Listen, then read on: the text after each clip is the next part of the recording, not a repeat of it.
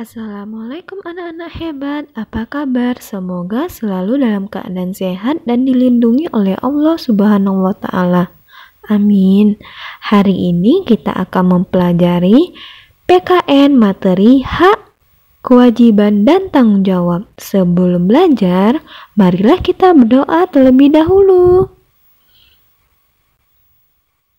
Hak, kewajiban, dan tanggung jawab merupakan 3 hal yang berbeda, tetapi saling berkaitan erat satu sama lain dan tidak bisa dipisahkan. Hak dan kewajiban memiliki sifat kodrati, yakni melekat bersama kelahiran manusia. Hak dan kewajiban harus dilaksanakan secara bertanggung jawab oleh pihak yang bersangkutan. Mari kita bahas satu persatu. Yang pertama adalah hak. Hak adalah segala sesuatu yang didapatkan oleh manusia sejak lahir.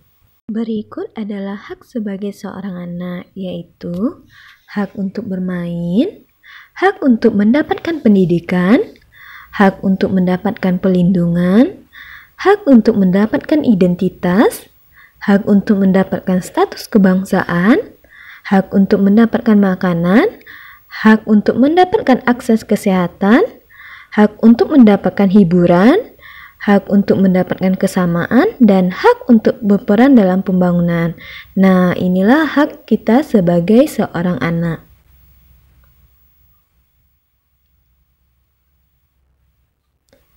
Beberapa landasan hukum yang berkaitan dengan pemenuhan hak anak terdapat pada Undang-Undang Dasar tahun 1945 pada pasal 28B ayat 2. Undang-Undang Nomor 4 Tahun 1979 tentang Kesejahteraan Anak Pasal 2 Ayat 1-4. Yang ketiga, Undang-Undang RI Nomor 39 Tahun 1999 tentang Hak Asasi Manusia Pasal 62. Yang keempat, Undang-Undang RI Nomor 23 Tahun 2002 tentang Perlindungan Anak Pasal 44 ayat 1, Pasal 44 ayat 2, dan Pasal 24 ayat 3. Nah, inilah landasan hukum tentang hak kita seorang anak. Hak siswa sebagai pelajar adalah berhak mendapatkan perlakuan adil dari guru dan pelindungan, berhak mendapatkan bimbingan dari guru dan pendidikan, berhak meminjam buku di perpustakaan, berhak mempunyai banyak teman, dan berhak menggunakan fasilitas yang ada di sekolah.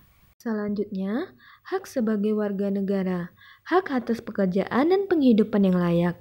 Tiap warga negara berhak atas pekerjaan dan penghidupan yang layak bagi kemanusiaan, terdapat pada pasal 27 ayat 2.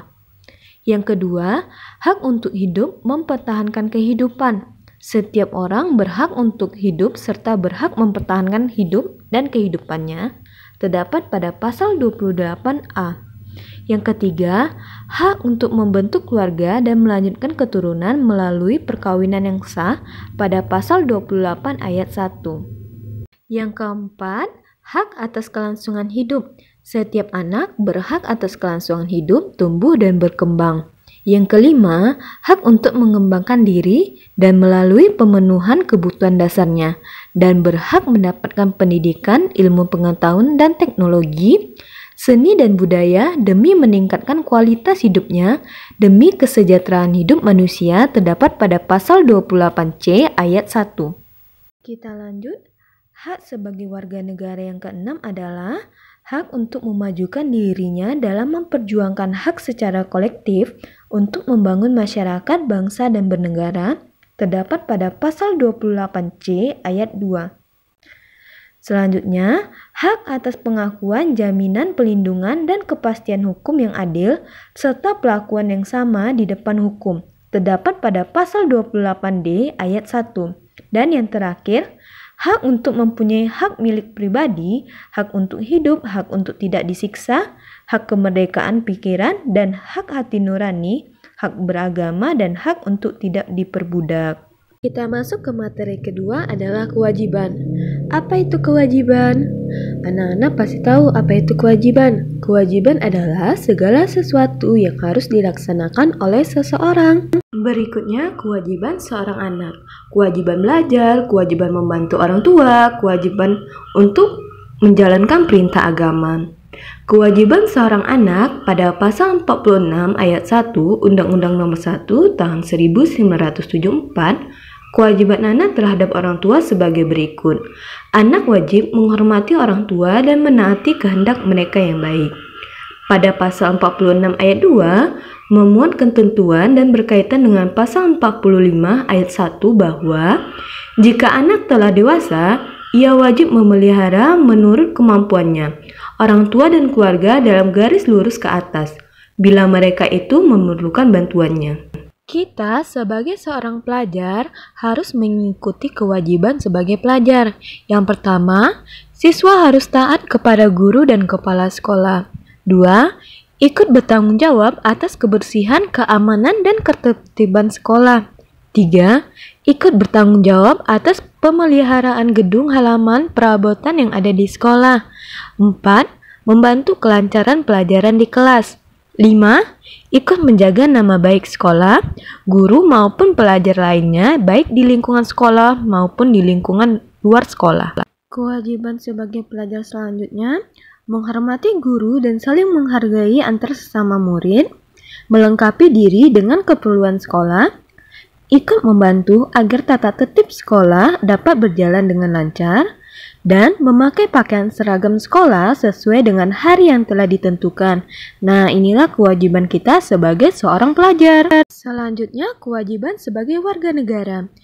Wajib menaati hukum dan pemerintahan terdapat pada pasal 27 ayat 1 Undang-Undang Dasar 1945 yang berbunyi, segala warga negara bersamaan kedudukannya di dalam hukum dan pemerintahan dan wajib menjunjung hukum dan pemerintahan itu dengan tidak ada kecualiannya.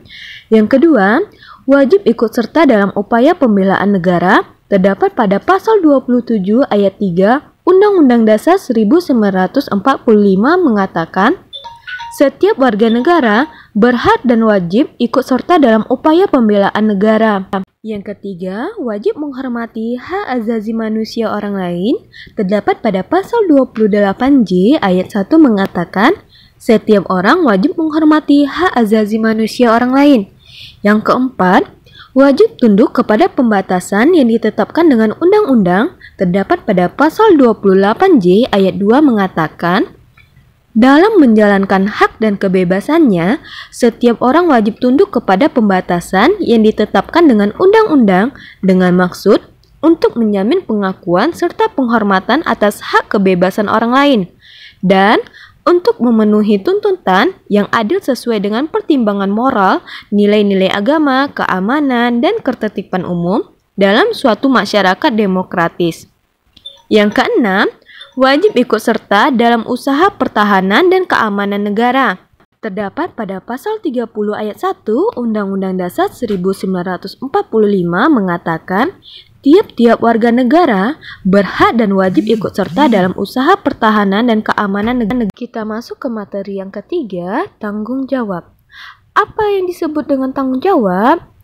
Tanggung jawab adalah kesadaran akan tingkah laku atau perbuatan baik yang disengaja maupun yang tidak disengaja. Tanggung jawab juga berarti berbuat sebagai perwujudan kesadaran dan kewajiban.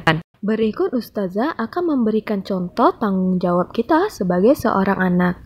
Nah, apabila hak kita untuk bermain, maka kewajiban kita adalah bermain secara adil bersama anggota keluarga. Nah, apa tanggung jawab kita?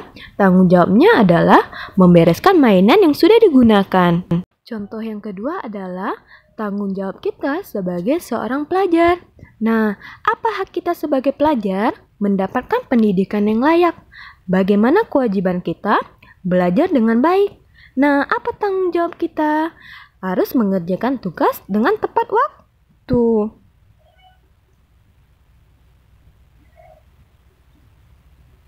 Yang ketiga, contoh tanggung jawab kita sebagai warga negara.